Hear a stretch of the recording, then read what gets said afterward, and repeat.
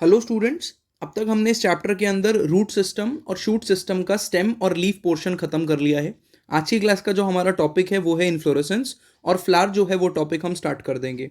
Inflorescence होता क्या है? इन्फ्लोरेसेंस बेटा अरेंजमेंट को कहते हैं फ्लावर की फ्लोरल एक्सिस या फिर स्टेम के ऊपर।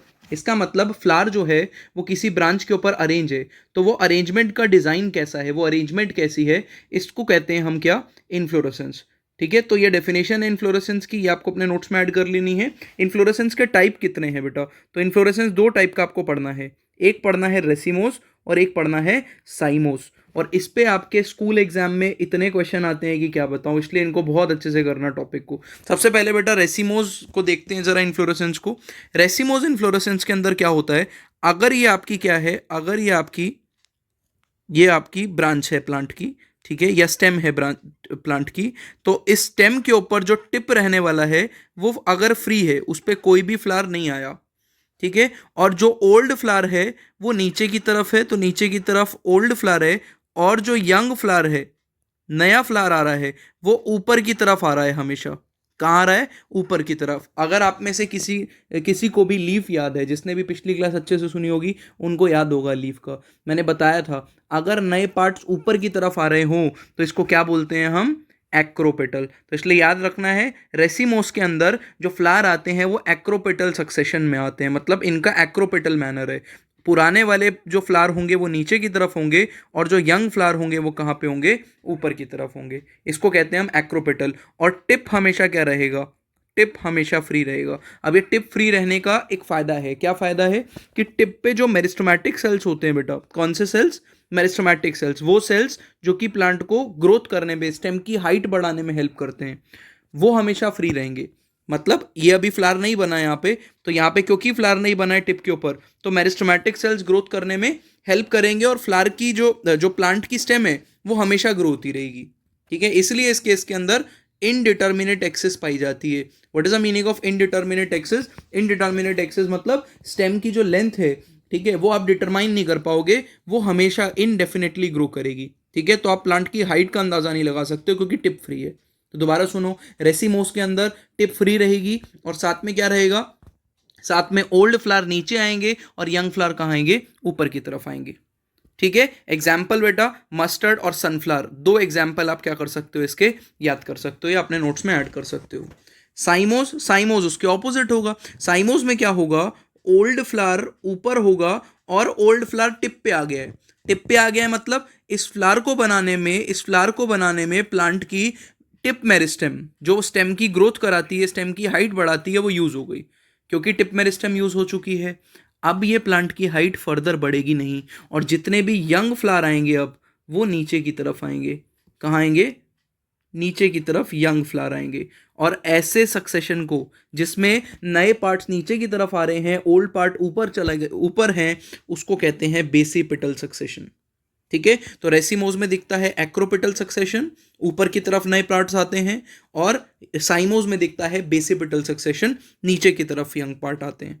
ठीक है, और यहां पर जैसे डिटर्मिनेट एक्सिस इनडिटर्मिनेट एक्सिस थी, यहां पे एक्सिस होगी डिटर्मिनेट। क्यों? क्योंकि टिप के ऊपर यहां पे क्या हो चुका है? फ्लावर आ चुका है, तो अब इसकी हाइट और ज्यादा बढ़ेगी नहीं प्लांट की, तो एक फिक्स एक्सिस हो गई है, इसकी लेंथ जो है वो एक फिक्स हो चुकी है, तो डिटर्मिनेट एक्सिस है। एग्जाम्पल है इसका बेटा जैस्मिन और कैलोट्रोपिस, दोनों एग्जाम्पल आपको ऐड कर लेने हैं। ठीक है, और ये टॉपिक बहुत इंपॉर्टेंट है आपके स्कूल एग्जाम के लिए, तो ज़्यादा ही इंपॉर्टेंट है, नीट में भी इससे क्वेश्चन आते हैं।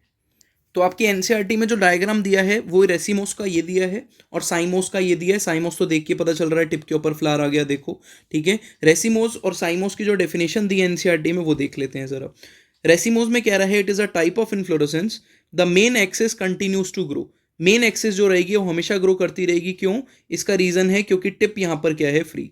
टिप फ्री होने से क्या हो रहा है? जो टिप पे मेरिस्टेम है, जो स्टेम की ग्रोथ कराता है, क्योंकि वो यूज नहीं हुआ फ्लावर बनाने में, इस वजह से वो स्टेम की ग्रोथ कराता रहेगा। The flower are born laterally in an acropetal succession, मैंने लिखवाया एक्रोपेटल सक्सेशन, हम ऊपर भी देख चुके हैं। एक्रोपेटल सक्सेशन में क्या होता है? जो भी नए प्लांट आते हैं, नए फ्लावर आ रहे हैं, आई एम सॉरी, वो ऊपर की तरफ आएंगे। ठीक है, और जो पुराने वाले हैं वो कहाँ हैं? नीचे की तरफ हैं। सिमिलरली साइमोस की बात करें तो inflorescence the main axis is terminated in a flower. जो मेन एक्सिस होगी उसके टिप पे क्या आ चुका होगा? फ्लावर आ चुका होगा and hence is limited in growth, इसलिए लिमिटेड ग्रोथ ही करेगी, इनडिटर्मिनेट ग्रोथ नहीं करेगी। The flower are born basipetal, ठीक है, बेसिपेटल सक्सेशन या बेसिपेटल ऑर्डर के अंदर अरेंज होंगे। इसका मतलब क्या है, जो नए फ्लावर आएंगे वो कहाँ आएंगे, नीचे की तरफ, क्योंकि ओल्ड फ्लावर टिप पे आ चुका है। जो नए फ्लावर आएंगे वो कहाँ आएंगे, नीचे की तरफ। इसको कहते हैं बेसिपेटल ऑर्डर। यहाँ पे क्वेश्चन बनते हैं बेटा। अब देखो जरा, अब आपकी एनसीईआरटी में फ्लावर के बारे में कुछ चीज़ें दी हुई हैं, कुछ स्टेटमेंट्स दी हैं, इनको समझने की कोशिश करते हैं। बहुत इंपॉर्टेंट है, इन पे क्वेश्चन आता है। The flower is a modified shoot. आपकी एनसीईआरटी कहती है कि जो शूट है उसी का मॉडिफिकेशन क्या बनाता है, फ्लावर बनाता है।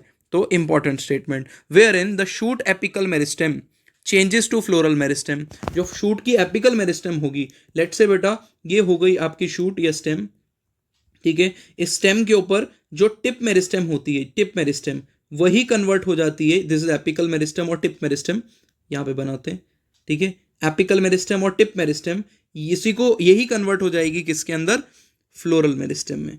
मतलब ये फ्लावर बनाने वाले टिश्यूज या सेल्स के अंदर कन्वर्ट हो जाएगा, और ये फ्लोरल मेरिस्टेम जो है अब आगे क्या बनाएगा, फ्लावर बनाएगा, ठीक है। और फ्लावर बनता कैसे है और ये कैसे मॉडिफाई हो रही है, अगर आपको ये समझना है तो ऐसे समझने की कोशिश करो कि शूट के ऊपर नोड्स होते हैं बेटा, नोड्स के बीच के डिस्टेंस को क्या बोलते हैं, इंटर नोड बोलते हैं, राइट।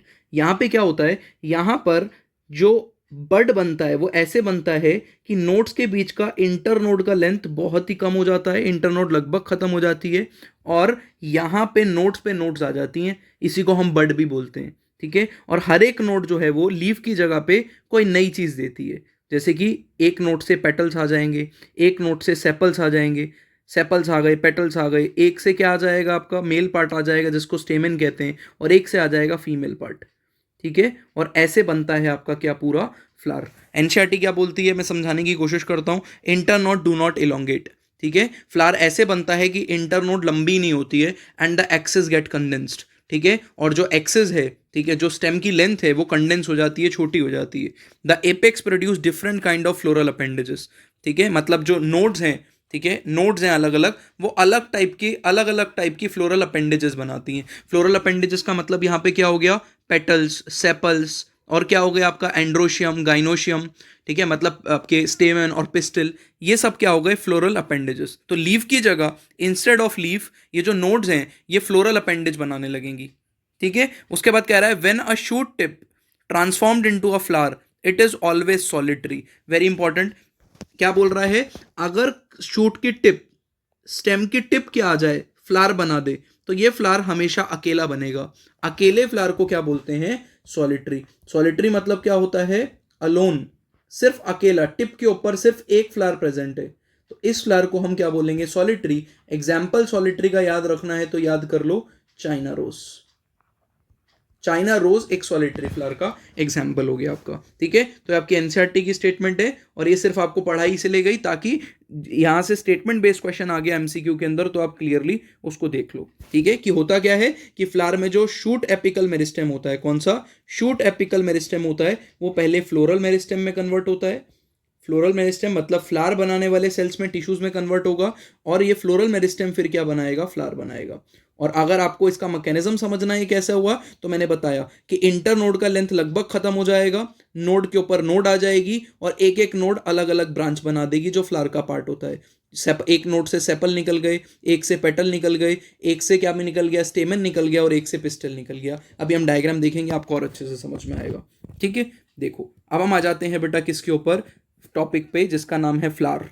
तो फ्लावर की अगर हम बात करें तो flower is a reproductive part in angiospermic plants, ठीक है। तो फ्लावर एक कैरेक्टरिस्टिक फीचर है कौन से प्लांट्स का, मैं पहले लेक्चर में ही आपको बताया था कि flower is a characteristic feature of angiosperms, ठीक है। सिर्फ एंजियोस्पर्म्स ही फ्लावरिंग प्लांट्स होते हैं, इन्हीं में फ्लावर नाम की चीज दिखती है, और ये क्या करता है, this is for sexual reproduction, ठीक है। तो this is a means of sexual reproduction, यहीं पे गैमीट्स बनेंगे, यहीं पे फर्टिलाइजेशन होगी, और रिप्रोडक्शन यहीं पे होगा, ठीक है। उसके बाद कह रहा है typical flower has four whorls.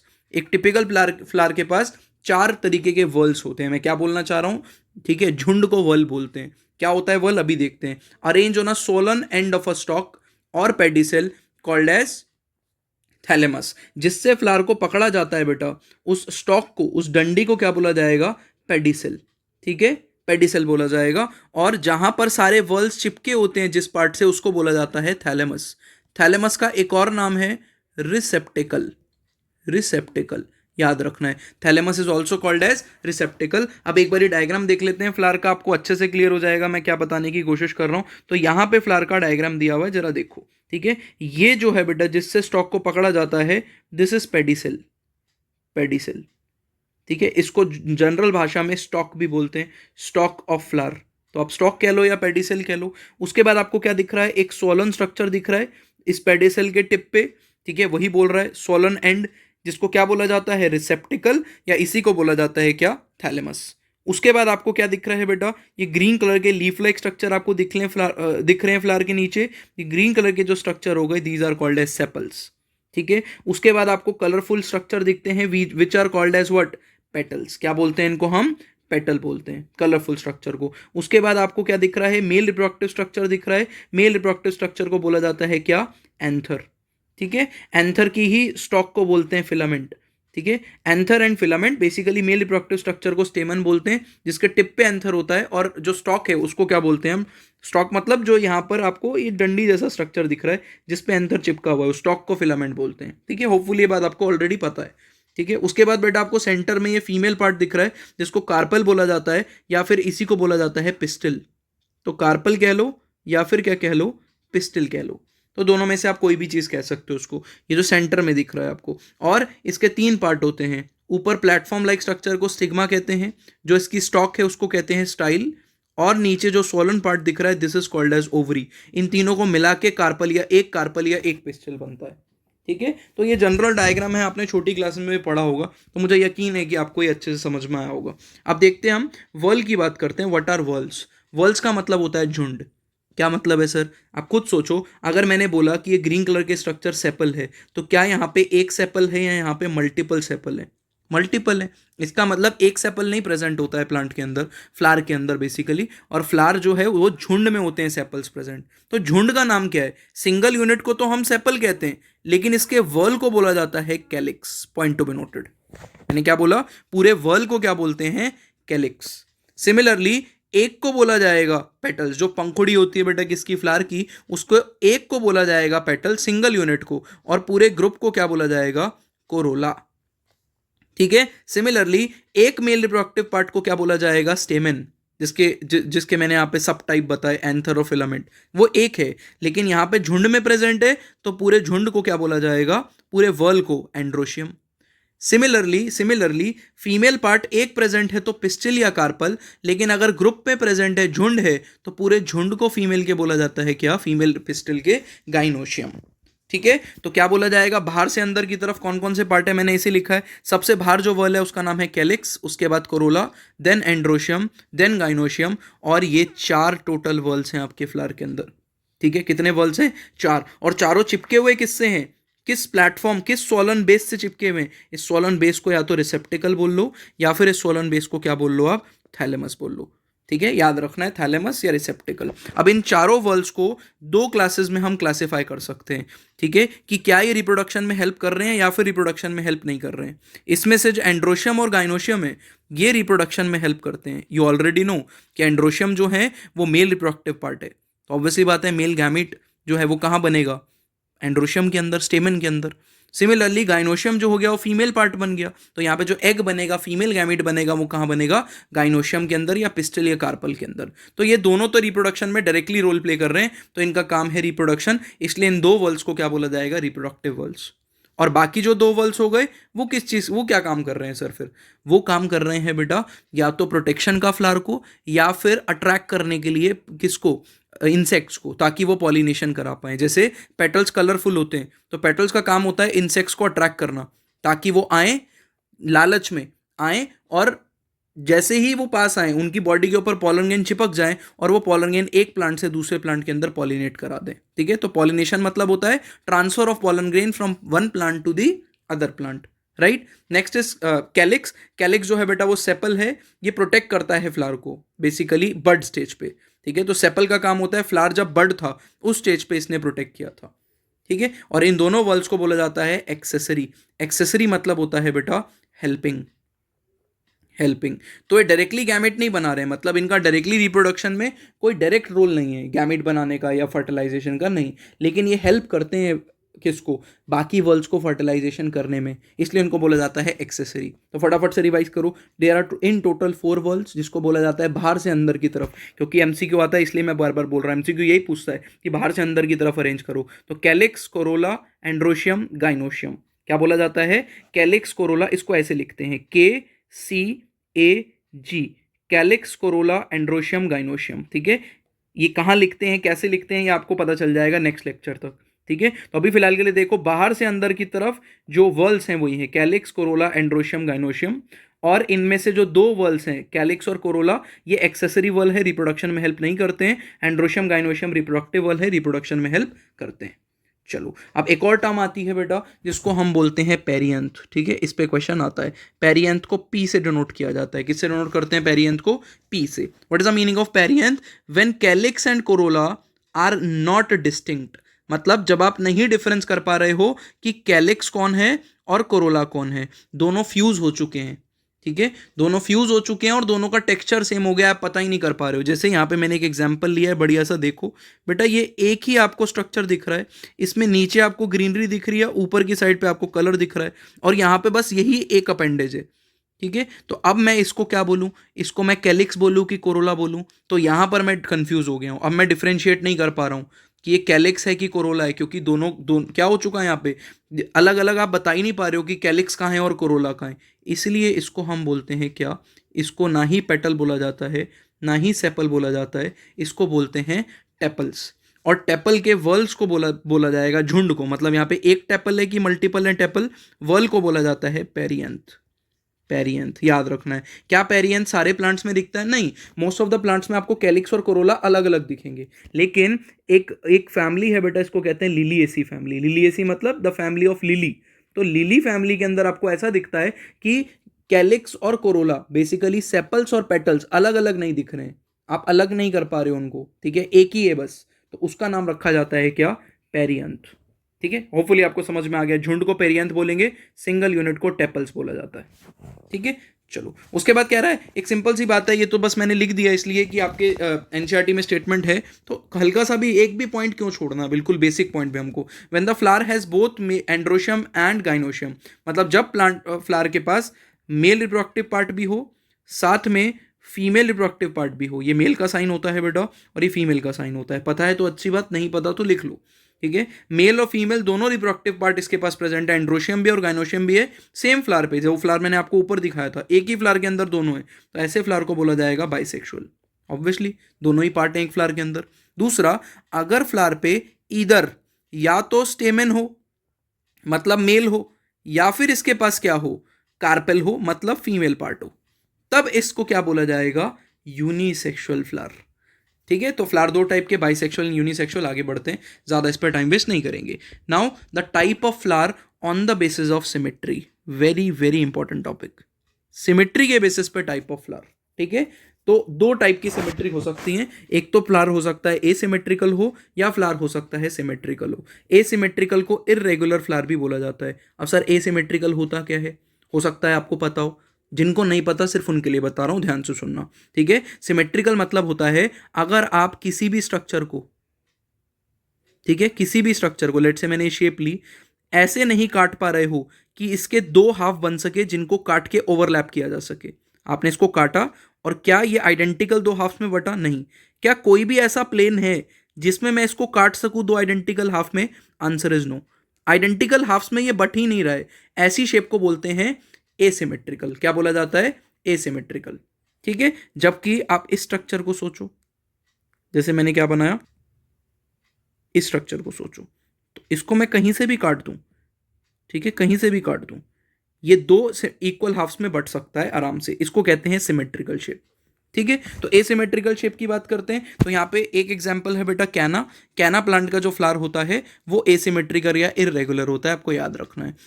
यहां पे आपको डायग्राम दिया हुआ है कैना का, चेक करो। आप इस फ्लावर को किसी भी एक्सेस में काटने की कोशिश करो, 2 इक्वल हाफ्स नहीं मिलेंगे, चेक करो, ये वाला हाफ इसके इक्वल नहीं है।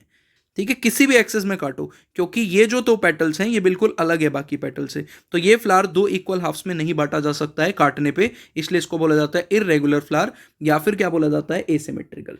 Now what is symmetrical, simple, ठीक है, सिमेट्रिकल मतलब जो कि इक्वल हाफ्स में बांटा जा सकता हो, ठीक है, सेम दिखने वाले हाफ्स में। सिमेट्री भी दो प्रकार की होती है यहाँ पे, जाइगोमॉर्फिक और एक्टिनोमॉर्फिक। जाइगोमॉर्फिक का साइन कुछ ऐसा होता है, ये बनाया हुआ है, ठीक है, ऐसा परसेंटेज जैसा साइन, ठीक है, या डिवाइड जैसा साइन, कैसा, जाइगोमॉर्फिक का। और एक्टिनोमॉर्फिक का साइन कुछ ऐसा होता है कि आप सर्कल बनाओ और सर्कल के अंदर क्या कर दो, प्लस, तो इसको बोलते हैं हम क्या, एक्टिनोमॉर्फिक। अब दोनों में फर्क क्या होता है सर, ये कौन से दो टाइप आ गए, तो एक्टिनोमॉर्फिक और जाइगोमॉर्फिक में डिफरेंस क्या है बताता हूँ। एक्टिनोमॉर्फिक बायलेटरली सिमेट्रिकल होते हैं। बायलेटरली सिमेट्रिकल मतलब सिर्फ एक ही प्लेन है जिससे इसको दो हाफ्स में बांटा जा सकता है। ऐसे डायग्राम देखो, अगर आप ये वाला डायग्राम देखोगे तो यहां पर सिर्फ ये प्लेन है जिसमें ये और ये हाफ, ठीक है, this portion and this portion can be divided, बस। अब इक्वल हाफ्स हैं, इसके अलावा और कोई भी प्लेन आप मुझे दिखाओ जिसमें बट सकता है दो इक्वल हाफ में, नहीं। जैसे कि आप देखो, आप बोलोगे सर ये देखो ये प्लेन मैंने बना दिया, आंसर इज नो। देखो ये तो इसके सामने आ गया, बिल्कुल, इसका हाफ इसके सामने आ गया, ये इसके सामने नहीं आ रहा है क्योंकि ये साइज में थोड़ा सा बड़ा है और टेक्सचर इसका अलग है। इसलिए ये जो आपको दिख रहा है बेटा, ये जो सिमेट्री आपको दिख रही है, दिस इज जाइगोमॉर्फिक, ठीक है। जाइगोमॉर्फिक समझ में आया, जाइगोमॉर्फिक मतलब सिर्फ एक ही प्लेन से दो इक्वल हाफ्स में इसको बांटा जा सकता है। और वो प्लेन कौन सा है, ये मैंने जो एग्जांपल लिया ये गुलमोहर का है, ठीक है, ये गुलमोहर है जिसमें सिर्फ ये प्लेन है जिसमें दो इक्वल हाफ्स में बांटा जा सकता है, इसके अलावा और कोई नहीं, इसलिए इसको बोला जाता है बाइलेटरली सिमेट्रिकल। बाइलेटरली मतलब ओनली एक ही प्लेन से दो इक्वल हाफ्स में बटेगा, इसके अलावा और कोई दूसरा प्लेन नहीं है, ठीक है। तीसरा क्या हो गया, एक्टिनोमॉर्फिक। एक्टिनोमॉर्फिक को रेडियली सिमेट्रिकल भी बोला जाएगा। रेडियली सिमेट्रिकल, यहाँ पे मैंने देखो नीचे एक्टिनोमॉर्फिक फ्लावर लिया है, इसके केस में आप चेक करोगे तो बहुत सारे प्लेन्स हैं जिसमें मैं इसको दो इक्वल हाफ्स में बांट सकता हूँ, ऐसा, ठीक है, ये प्लेन हो गया, ये प्लेन हो गया, ये प्लेन हो गया, ये प्लेन हो गया, तो बहुत सारे प्लेन है जिसमें ये दो इक्वल आइडेंटिकल हाफ्स में बांटा जा सकता है, इसको बोला जाता है एक्टिनोमॉर्फिक। और इसको शो कैसे किया जाता है, प्लस साइन से, ठीक है। बाकी आपके इनके एग्जांपल्स देख लेते हैं। इरेगुलर का मैंने बता दिया कहना, ठीक है। और आपका क्या आ गया, आपका क्या आ गया, जाइगोमॉर्फिक। जाइगोमॉर्फिक बीजीसीपी से याद कर सकते हो, बीजीसीपी। बीजीसीपी क्या हो गया, बीन, गुलमोहर, केसिया और पी। तो बीन, गुलमोहर, केसिया और पी, जाइगोमॉर्फिक, ठीक है। बाकी आप अपने ट्रिक्स बना सकते हो, आपको पिछली क्लास से समझा रहा हूं कि अगर आप अपने निमोनिक्स ट्रिक्स बनाओगे तो ज्यादा बेटर रहेगा, ठीक है। चलो कोई दिक्कत नहीं है, बीजीसीपी से आप याद कर सकते हो कि बीन, गुलमोहर, केसिया और पी जाइगोमॉर्फिक है, ठीक है, मतलब परसेंटेज। जाइगोमॉर्फिक मतलब कैसा साइन, परसेंटेज जैसा साइन, सिर्फ एक ही प्लेन में दो इक्वल हाफ्स में बटेगा। जबकि मस्टर्ड, चिली और दतूरा, इसको एमसीडी से याद कर सकते हो, एमसीडी, ठीक है, एमसीडी से याद कर सकते हो, मस्टर्ड, दतूरा और चिली, ठीक है। ये क्या होगा, एग्जांपल आपके एक्टिनोमॉर्फिक के या रेडियली सिमेट्रिकल के, ठीक है। इसको ऐड कर लो अपने नोट्स के अंदर, ये वाला चार्ट, ठीक है। आपका एक बड़ा सा पैराग्राफ एनसीईआरटी का चार्ट की फॉर्म में कंप्लीट हो गया। लेकिन इसका मतलब ये नहीं है कि हम एनसीईआरटी की स्टेटमेंट्स को भूल जाएंगे, बिल्कुल नहीं भूलना है, हमको तो सारे एस्पेक्ट्स क्लियर करने हैं अपने। तो देखो जरा क्या बोल रही है यहाँ पे definition, when a flower can be divided into two equal radial halves in any radial plane, ठीक है। वो कह रहा है जब फ्लावर को आप किसी भी प्लेन से पास होने वाले हाफ में बांट सको, ठीक है, तो इसको बोला थ्रू द सेंटर, जो सेंटर से पास हो रहा हो प्लेन, उसको बोला जाता है एक्टिनोमॉर्फिक। और इसको कैसे रिप्रेजेंट करते हैं हम, ऐसे प्लस साइन से, ठीक है, सर्कल में प्लस साइन। और दूसरा क्या हो गया, when it can be divide into two similar halves only in one particular vertical plane, सिर्फ एक ही प्लेन है जिसके थ्रू दो इक्वल हाफ्स में बट रहा है, उसको बोलेंगे हम जाइगोमॉर्फिक। और इसको कैसे डिवाइड, कैसे साइन से डिनोट करते हैं हम, डिवाइड के साइन से, राइट। उसके बाद अ फ्लावर इज एसिमेट्रिकल और इररेगुलर, एक फ्लावर को आप एसिमेट्रिकल या इररेगुलर बोलोगे if it can not be divide to two similar halves, ठीक है। किसी भी प्लेन से आप पास करने की कोशिश कर रहे हो, काटने की कोशिश कर रहे हो, पासिंग थ्रू द सेंटर, ये इक्वल हाफ्स में बट ही नहीं रहा है, तो उसको क्या बोलते हैं हम, एसिमेट्रिकल। इसका एग्जांपल हमने क्या पढ़ा, इसका पढ़ा कैना, ठीक है। बाकी जाइगोमॉर्फिक में ट्रिक क्या पड़ी, बीजीसीपी, ठीक है, जिसमें बीन, गुलमोहर, केसिया और क्या आ गया आपका, विच इज पी, मटर। और यहां पे हमने क्या पढ़ा था, एमसीडी, ठीक है, दतूरा, मस्टर्ड और चिली, चिली, ठीक है। क्या एग्जांपल हो गए आपके एक्टिनोमॉर्फिक के। चलो अब आगे बढ़ रहे हैं बेटा। एक और टर्म है जो आपको पता होना चाहिए फ्लावर से रिलेटेड, जो छोटी छोटी टर्म्स है इसको नोट करते रहो, ठीक है। एक बारी के बाद हो सकता है आप पहली बारी पढ़ रहे हो तो आपको लग रहा होगा कि सर तो टर्म्स पे टर्म्स फेंक रहे हैं हमारी तरफ, इतनी सारी टर्म्स। कुछ नहीं है, आपको ज़्यादा टेंशन नहीं लेनी है, सिंपल सा तरीका है, सिंपल तरीका है कि आपने लेक्चर देखा, लेक्चर देखते हुए आप क्या करो, जो लिखवाया जा रहा है उसको एज इट इज़ अपने नोट्स में ऐड कर लो। लिखवा बेशक ही मैं रहा हूँ बेटा, लेकिन जैसे ही आपने द मोमेंट आपने इसको अपने नोट्स के अंदर ऐड किया सबको, वो अब आपके नोट्स बन गए। तो आपने अपने हिसाब से उसको लिख लिया। एक बारी आपने लिखा, दूसरी बारी रिवाइज कर लिया, ठीक है, तीसरी बार से आपको रटना नहीं पड़ेगा। लेकिन अगर अपने दिमाग पे प्रेशर डालोगे कि इसको रटना पड़ेगा, हम कैसे रटेंगे, तो आप नहीं कर पाओगे, दिक्कत आएगी आपको। तो कुछ नहीं है, बस इसको लिखो, ज़्यादा पैनिक करने की जरूरत ही नहीं है इस चैप्टर के अंदर, ठीक है। तो चलो, bract, what is the meaning of bract? Bract एक नई टर्म लग रही होगी आपके सामने। ब्रैक्ट मतलब होता है reduce leaf found at the base of pedicel, ठीक है। ये फ्लावर हो गया, मतलब फ्लावर के सेपल्स हो गए, पेटल्स हो गए, और फ्लावर के अंदर क्या हो गया, फीमेल पार्ट, और फ्लावर के अंदर क्या हो गया, मेल पार्ट। ये हो गई बेटा क्या, पेडिसल मतलब स्टॉक। तो कभी कभी क्या होता है, इस स्टॉक के बेस के ऊपर लीफ आ जाती है बेटा, लीफ लाइक स्ट्रक्चर आ जाता है। इस लीफ लाइक स्ट्रक्चर को क्या बोलते हैं हम, ब्रैक्ट, ठीक है। याद रखना है, ब्रैक्ट को सेपल से कंफ्यूज नहीं करना है। सेपल ये है, ठीक है, जो फ्लावर का पार्ट है, ठीक है। ब्रैक्ट जो है वो फ्लावर के बेस पे मिलते हैं, पेडिसल के बेस पे। पेडिसल मतलब स्टॉक के बेस पे। तो पेडिसल यहाँ पे लिखा हुआ भी है मैंने, स्टॉक ऑफ फ्लावर को पेडिसल बोला जाता है, ठीक है। अब ये डायग्राम भी बनाया आपके सामने, तो आप ध्यान से सुनो। ये एक जनरल डायग्राम है जिसके अंदर आपको सेपल दिख रहे हैं, पेटल दिख रहे हैं, ठीक है, जिसके अंदर आपको क्या दिख रहा है, एंड्रोशियम और गाइनोशियम दिख रहा है। तो ये तो फ्लावर हो गया जनरल। ये चेक करो, ये पेडिसल हो गया, और यहाँ पर ये जो लीफ आ रही है, ये तो सेपल नहीं है। सेपल तो ये वाली लीफ है, ऊपर वाली। ये क्या है फिर, ये क्या है? सो दीज आर ब्रैक्ट, ठीक है। और इसको सर आप अलग से क्यों पढ़ा रहे हो, इसको फ्लावर के डायग्राम में ही क्यों नहीं डाल दिया? क्योंकि बेटा सारे फ्लावर में ब्रैक्ट नहीं होती है, ठीक है। जब फ्लावर के आगे ब्रैक्ट होती है तो लिखते हुए हम एक शॉर्ट जो क्या करते हैं, डिनोट करते हैं इस ब्रैक्ट को, बी आर से डिनोट करते हैं, ठीक है। तो अगर फ्लावर पे ब्रैक्ट होगी तो इसको हम डिनोट करते हैं बी आर से। तो इसका मतलब दो टाइप के फ्लावर हो सकते हैं। फ्लावर में या तो ब्रैक्ट प्रेजेंट हो सकती है, या फिर क्या हो सकती है, bract absent.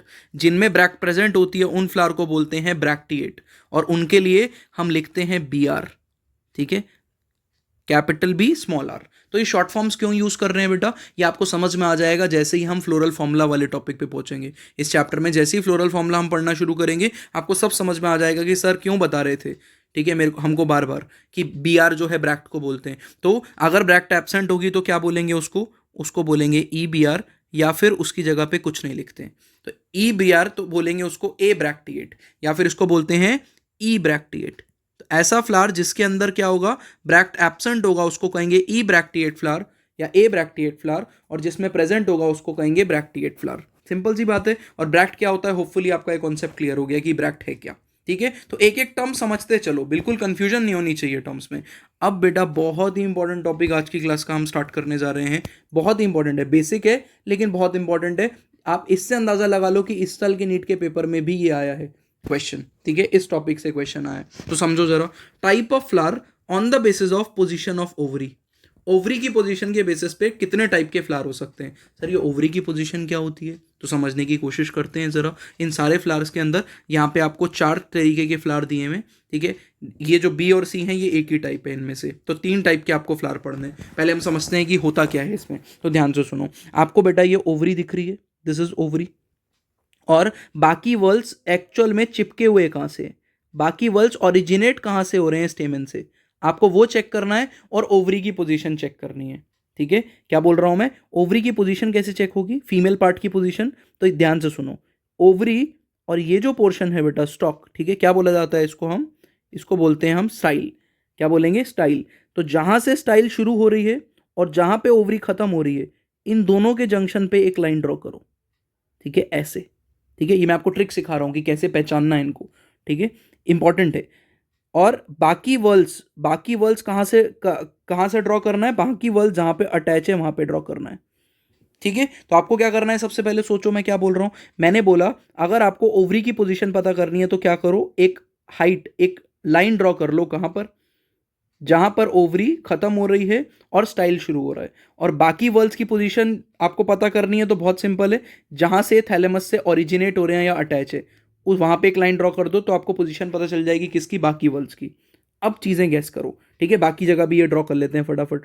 This is ovary की पोजीशन, ठीक है, और यहीं पे लगभग किसकी पोजीशन है, आपके बाकी वर्ल्स की पोजीशन। मतलब कॉमन कॉमन ही है दोनों, आप देखोगे तो दोनों बहुत कॉमन है, दूर नहीं है एक दूसरे से, ठीक है। यहाँ पे भी चेक करोगे तो बहुत ज़्यादा दूर नहीं है एक दूसरे से। जबकि यहाँ पे चेक करोगे तो क्या हो गया, यहाँ पे अच्छा खासा दूर हो गया। मैं क्या समझाने की कोशिश कर रहा हूँ, ध्यान से समझो अब इस बात को। जहां पे बाकी वर्ल्स, मैं क्या समझाने की कोशिश कर रहा हूँ, जरा ध्यान समझो। जहां पे बाकी वर्ल्स थैलेमस से अटैच है, ठीक है, और ओवरी जहां पर स्टाइल से अटैच है, इसको कंपेयर करो दोनों को, ठीक है। क्या ओवरी यहां पर ऊपर है बाकी वर्ल्स से कि नीचे है?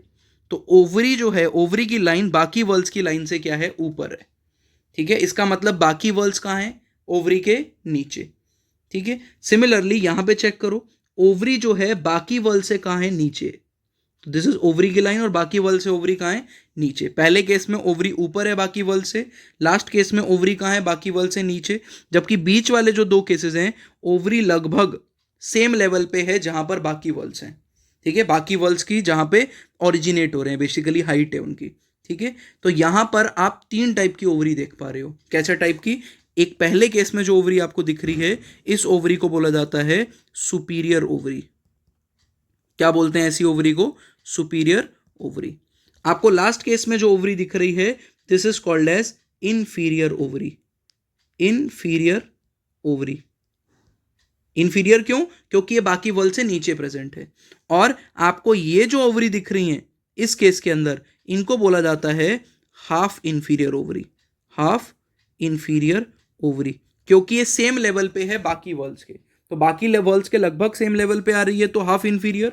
अगर ओवरी नीचे है तो इंफीरियर ओवरी, और अगर ओवरी बाकी वर्ल्ड्स के ऊपर है तो उसको क्या बोलेंगे हम? सुपीरियर ओवरी, ठीक है। और इसको पहचानेंगे कैसे? पहचानेंगे एक इमेजिनरी लाइन ड्रॉ करके, कि बाकी वर्ल्ड्स की पोजीशन, बाकी वर्ल्ड्स की पोजीशन और ओवरी की पोजीशन, ठीक है, चेक करना है ओवरी ऊपर है कि ओवरी नीचे है या सेम लेवल पे, ठीक है। तो ये तो हो गए ओवरी के नाम, कि superior ovary, half inferior ovary या फिर इंफीरियर ओवरी।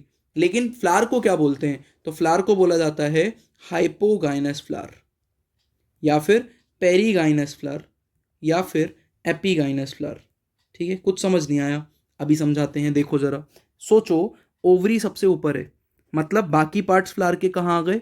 ओवरी के नीचे, ठीक है। और गाइनस टर्म, गाइनस टर्म जो यूज होती है वो होती है ओवरी के लिए, ठीक है। तो गैस करो, बाकी फ्लावर के वर्ल्स ओवरी से नीचे है कि ऊपर है? नीचे। नीचे के लिए टर्म यूज होती है हाइपो, इसलिए फ्लावर को बोला जाता है हाइपोगाइनस।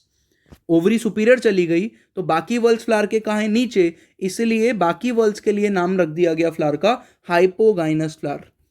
ओवरी के नीचे प्रेजेंट है बाकी वर्ल्स। सिमिलरली एपीगाइनस, गेस करो क्या मतलब होगा? गाइनस मतलब ओवरी, गाइनस मतलब ओवरी, एपी मतलब ऊपर, मतलब बाकी वर्ल्स कहाँ है इस फ्लावर के? ओवरी के ऊपर, इसलिए नाम रखा गया क्या? एपीगाइनस। पेरीगाइनस मतलब on the same height, same height of ovary present है बाकी वर्ल्स, इसलिए पेरीगाइनस टाइप के फ्लावर।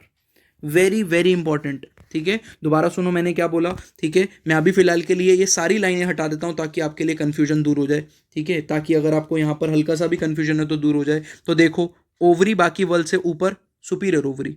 ओवरी बाकी वर्ल्ड से नीचे, इंफीरियर ओवरी। ओवरी लगभग बाकी वर्ल्ड्स के सेम हाइट पे, तो क्या बोलेंगे इसको हम? हाफ इंफीरियर ओवरी, ठीक है। तो यहां पर क्या हो सकता है? फ्लावर कैसे टाइप का है? तो ओवरी कौन सा टाइप की है वो हमने पहले पढ़ा। फ्लावर कौन सा टाइप का है? तो वहीं से नाम डिराइव करेंगे। जहां पे सुपीरियर ओवरी है, बाकी वर्ल्स ओवरी के नीचे, तो हाइपोगाइनस, ओवरी के नीचे।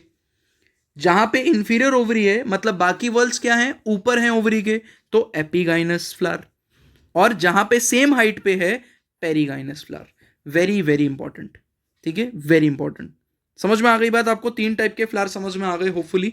Hypogynous, perigynous, epigynous. Very important, ठीक है, वेरी वेरी इंपॉर्टेंट। क्वेश्चन इससे आते हैं भर भर के, ठीक है। अब आ जाते हैं हम किस पे? अब हम आ जाते हैं इसके इसके डेफिनेशंस पे, कि एनसीईआरटी ने क्या क्या डेफिनेशन दी है। हाइपोगाइनस के लिए एनसीईआरटी डेफिनेशन देती है, ovary occupies the highest position, मतलब पूरे फ्लावर में ओवरी सबसे ऊपर होगी, ठीक है। तो बाकी फ्लावर क्या हो गया? हाइपोगाइनस, बाकी वर्ल्स हाइपोगाइनस, इसलिए बोला जाता है the ovary in such cases is called superior. ऐसे केसेस में ओवरी क्या बोली जाती है बेटा? सुपीरियर बोली जाती है, ठीक है। अब हम किसकी बात करेंगे? एग्जाम्पल्स की। मस्टर्ड, ब्रिंजल और चाइना रोज, ठीक है। एग्जाम्पल याद कर सकते हो ऐसे, मस्ट ब्रिंग चाइना या मस्ट ब्रिंग चाय। तो मस्ट ब्रिंग चाय से एग्जाम्पल याद कर लो किसका? हाइपोगाइनस का या सुपीरियर ओवरी का। एग्जाम्पल याद हो जाएगा हमको अच्छे से, ठीक है। Next is perigynous. If the gynoecium is situated at the centre, अगर गाइनोशियम कहाँ पे सिचुएटेड है बेटा, सेंटर में, ठीक है, मिडल में, and other parts are on the rim of the at the same height, मतलब बाकी जो पार्ट्स हैं वो सेम हाइट पे प्रेजेंट है ओवरी को घेरे हुए, तो ऐसी ओवरी को क्या बोलते हैं हम, हाफ इंफीरियर ओवरी। और फ्लावर को क्या बोला जाता है, पेरीगाइनस फ्लावर। याद रखना, फ्लावर का नाम है पेरीगाइनस और ओवरी का नाम है हाफ इंफीरियर। इसके एग्जाम्पल लिख लो, इसके एग्जाम्पल याद कर लेना PPR से। PPR की क्या फुल फॉर्म हो गई, पीच और प्लम और रोज। पीच, प्लम और रोज हो गया, ठीक है। अब हम देखते हैं किसको, तो अब देखते हैं एपिगाइनस फ्लावर। एपिगाइनस में क्या होगा, the margin of the thalamus grows, जो थैलेमस है बेटा वो ग्रो करेगा to completely cover the ovary, ovary को कंप्लीटली कवर कर लेगा, जिसके बाद ओवरी जो हो जाएगी वो इंफीरियर हो जाएगी, ठीक है। क्या मतलब, डायग्राम देखो फिर से समझ में आएगा कि ये थैलेमस था जिसने ओवरी को पूरा कवर कर लिया। तो एक्चुअल में जो मैं शेड कर रहा हूँ पोर्शन वो क्या है, थैलेमस है। इसने ओवरी को कवर कर लिया जिसकी वजह से ओवरी अंदर चली गई, ठीक है। तो बाकी वल जो आ गए वो कहाँ गए, ऊपर। ऐसे फ्लावर को क्या बोला जाएगा, एपिगाइनस। और इस केस में जो ओवरी होती है उस ओवरी को बोला जाता है इंफीरियर ओवरी। एग्जाम्पल क्या हो गए बेटा इस इंफीरियर ओवरी के, एग्जाम्पल हो गया क्यूकुम्बर और गुआवा और सनफ्लावर, ये एग्जाम्पल हो गए इसके, ठीक है। एनसीईआरटी से ही लिखे हैं एग्जाम्पल, कोई एक्स्ट्रा एग्जाम्पल नहीं है, तो इसको आपको ऐड कर लेना है कि एपिगाइनस, पेरीगाइनस और हाइपोगाइनस। सबसे इंपॉर्टेंट, हाइपोगाइनस के केस में सुपीरियर ओवरी, एपिगाइनस के केस में इंफीरियर ओवरी और पेरीगाइनस के केस में हाफ इंफीरियर ओवरी, ठीक है। Very important, very very important exam point of view से, ठीक है। अब एक छोटा सा टॉपिक और है उसको कवर कर लेते हैं। Now the type of flower on the basis of number of appendages, कि भाई फ्लावर में पेटल्स कितने हैं, नंबर ऑफ पेटल्स कितने हैं या सेपल्स कितने हैं, उस बेसिस पे फ्लावर कितने टाइप का कैसा हो सकता है। तो फ्लावर को हम ट्राइमेरस बोलेंगे अगर जो पेटल्स हैं वो 3 के मल्टीपल में है।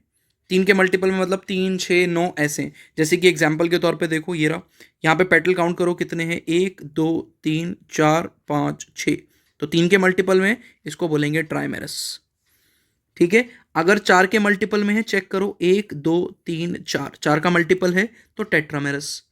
और पेंटामेरस 5 के मल्टीपल में है, 1, 2, 3, 4, 5, तो क्या हो गया, पेंटामेरस। यहाँ पे भी चेक करो 1, 2, 3, 4, 5, इतना ही सिंपल है। मतलब जो पेटल्स हो गए या सेपल हो गए उस बेसिस पे ट्राइमेरस हो सकता है, टेट्रामेरस या पेंटामेरस, ठीक है। पेटल तोड़ते हैं ना, she loves me not, she loves me not, ऐसा कुछ हो रहा है, ठीक है। तो वो क्या हो गया, बेसिकली काउंट करना है और कुछ नहीं है। 3 के मल्टीपल में तो ट्राइमेरस, 4 के मल्टीपल में तो टेट्रामेरस, 5 के मल्टीपल में तो पेंटामेरस, ठीक है। तो छोटा सा टॉपिक है, बहुत कुछ भी नहीं है इसके अंदर। अब हम आ गए हैं बेटा लेक्चर के बिल्कुल लास्ट पोर्शन पे। एज यूजुअल कुछ MCQ सॉल्व करेंगे, ठीक है। चलो देखते हैं पहला क्वेश्चन, जिसमें मार्क द इनकरेक्ट स्टेटमेंट। तो सबसे पहला फिर से एक और ट्रिक बता रहा हूं मैं आपको कि सबसे पहले correct, incorrect, except, not true, true, false, इन चीज़ों को अंडरलाइन कर लो ताकि आप गलती से भी गलती ना करो क्वेश्चन के अंदर, ठीक है। तो इनकरेक्ट को मैंने अंडरलाइन या बॉक्स कर लिया। अब मुझे पता है कि इनकरेक्ट वाली को ही टिक करना है। फ्लावर इज मॉडिफाइड शूट, ये तो बिल्कुल सही है, आंसर नहीं हो सकता। The cymose inflorescence, the main axis terminate into a flower, check करो साइमोस में टिप पे फ्लावर आता है क्या, बिल्कुल आता है। और बाकी नए फ्लावर कहाँ आते हैं, नीचे की तरफ। याद आ रही है, बेसिपिटल सक्सेशन रहता है, तो बिल्कुल सच है, ये स्टेटमेंट भी बिल्कुल ठीक है भाई। उसके बाद the flower born on successive internode, ठीक है, on the stem and roots. अरे फ्लावर रूट्स पे कब से आने लगे, तो मुझे आंसर ऑलरेडी मिल चुका है कि सी तो पक्का गलत है, फिर भी 4 चेक कर लेते हैं। When the shoot tip transform into flower, जब शूट की टिप पे फ्लावर आ जाता है तो फ्लावर हमेशा अकेला होगा, बिल्कुल सही बात है। तो ये भी स्टेटमेंट ठीक है, आंसर हो गया आपका 3rd। आगे बढ़ रहे हैं। The 4 whorls of flower are arranged on, 4 whorls किस चीज पे अरेंज होते हैं, तो रिसेप्टिकल या थैलेमस, वी ऑलरेडी नो, ठीक है। उसके बाद चेक करो, विच ऑफ द फॉलोइंग प्लांट है सुपीरियर ओवरी। इंटरेस्टिंग क्वेश्चन, इनमें से किसके पास सुपीरियर ओवरी है, पहले तो दिमाग लगाओ। सुपीरियर ओवरी मतलब ओवरी ऊपर, ठीक है, ध्यान सुनना मैं क्या बोल रहा हूँ। सुपीरियर ओवरी मतलब ओवरी ऊपर, ओवरी ऊपर तो मतलब बाकी वल्स कहाँ आ गए, नीचे। बाकी वल्स नीचे आ गए तो फ्लावर का नाम क्या हो गया, हाइपोगाइनस। बहुत ही बढ़िया, ठीक है, क्या हो गया फ्लावर का नाम, हाइपोगाइनस, ठीक है। और जो हाइपोगाइनस है ना, हाइपोगाइनस का एग्जाम्पल क्या हो जाएगा आपके पास, हाइपोगाइनस का एग्जाम्पल होता है मस्टर्ड, चाइना रोज और ब्रिंजल। MCB से याद कर लो इसको, ठीक है। तो मस्टर्ड, चाइना रोज और ब्रिंजल में से आपको एक ही एग्जाम्पल दिखेगा यहाँ पे, क्या? China rose. तो टिक करो और आगे बढ़ो। ठीक है, next is your what? The flower of which of the following plant is zygomorphic. Zygomorphic बोले तो बायलेटरली सिमेट्रिकल, परसेंटेज का साइन। इसके लिए हमने एग्जाम्पल याद किया था, क्या? BGCP, बीन, गुलमोहर, केसिया और पी। चेक करो, बीन, गुलमोहर, केसिया, पी में से एक ही मिल रहा है मेरे को, बीन। टिक करो, आगे बढ़ो। Perigynous flower are found in, perigynous flower जो हैं वो कहाँ मिलते हैं? तो पेरीगाइनस फ्लावर में आपने याद होगा PPR से, पीच, प्लम और रोज। ठीक है, नहीं याद तो कोई टेंशन नहीं लेनी है। ठीक है, नोट्स में लिखो। स्टार्टिंग में थोड़ी सी चीटिंग चलेगी कि आपने नोट्स में लिखा, MCQ सॉल्व कर रहे हो, याद नहीं आ रहा है तो देख लिया थोड़ा सा, लेकिन वो ट्रिक बार बार याद करते रहो कि आपने क्या बनाई है अपने लिए। ठीक है, तो पीच, प्लम और रोज चेक करो। पीच, प्लम और रोज में से एक ही दिख रहा है मेरे को, क्या? रोज। आगे बढ़ रहे हैं टिक करके। ठीक है, अब ये देखो जरा। ठीक है, while representing a floral formula, G के नीचे बार, ठीक है, स्टैंड्स फॉर। ये चीज़ मैंने अभी तक आपको बताई नहीं है, लेकिन मैं बता देता हूँ फटाफट। ठीक है, ये एक्स्ट्रा हो जाएगा आपके लिए, फिर भी देखते हैं। मतलब ये अगली क्लास में भी हम डिस्कस करेंगे वैसे तो, बट स्टिल यहाँ पे भी देख लो। जी मतलब गाइनोशियम, अगर जी के नीचे बार है, ठीक है, जी के क्या है? नीचे बार, इसका मतलब गाइनोशियम या ओवरी। गाइनस मतलब ओवरी बताया था मैंने आपको, ओवरी बाकी वर्ल्स के ऊपर है। ठीक है, इसीलिए ऐसे टाइप के फ्लावर को बोला जाएगा हाइपोगाइनस फ्लावर। और क्योंकि ओवरी सबसे ऊपर है, इसलिए इसको बोला जाएगा क्या? Superior ovary. क्या बोला जाएगा? Superior ovary. सिमिलरली सर, अगर ओवरी नीचे हुई तो क्या करेंगे? खत्म हो गई, जी के नीचे बार। बार मतलब बाकी वर्ल्स और जी मतलब ओवरी। तो क्या बोलेंगे इसको हम? इसको बोलेंगे हम, कौन सा फ्लावर हो गया ये? This is your epigynous flower. और ओवरी कौन सी हो जाएगी? इनफीरियर। कौन सी ओवरी हो जाएगी? Inferior ovary, inferior ovary. ठीक है, सिमिलरली अगर जी के आगे बार लगाओ, आगे, तो इसका मतलब होता है पेरीगाइनस फ्लावर। पेरीगाइनस मतलब जो ओवरी है और गाइनोशियम है, सॉरी, ओवरी है और बाकी वर्ल्स हैं वो सेम लेवल पे हैं। इसमें क्या हो जाएगा? इसमें हो जाएगा हाफ इनफीरियर ओवरी। ठीक है, तो बताओ जरा, जी के नीचे बार लगा हुआ है, ठीक है, आप चेक कर पा रहे हो, जी के नीचे बार है, जी के नीचे बार है तो क्या हो जाएगा यहाँ पे? Superior ovary. टिक करो, आगे बढ़ो। ठीक है, आगे देखो, in cymose inflorescence the main axis. Cymose inflorescence में मेन एक्सिस का क्या होता है? तो साइमोज, या रिवाइज करते हैं फिर से। टिप पे फ्लावर आता है, ओल्ड फ्लावर टिप पे आएगा, नए फ्लावर कहाँ आएंगे? नीचे आएंगे। ठीक है, एक्सिस की बात कर रहा है, स्टेम की हाइट की बात कर रहा है। टर्मिनेट्स इनटू अ फ्लावर, सच लिखा है। हैज़ अनलिमिटेड ग्रोथ, नहीं, लिमिटेड ग्रोथ होती है टिप पे फ्लावर आ गया तो। बियर्स अ सॉलिटरी फ्लावर, नहीं, ठीक है, उसको तो अलग एग्जाम्पल था आपका, चाइना रोज बताया था।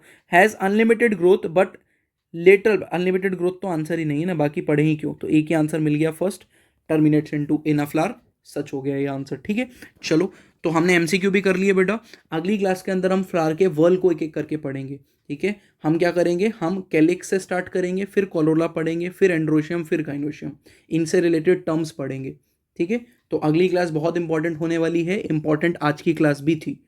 ठीक है, तो अपने नोट्स बनाते रहो और अगली क्लास तक पढ़ते रहो। मिलते हैं नेक्स्ट क्लास में। Thank you so much.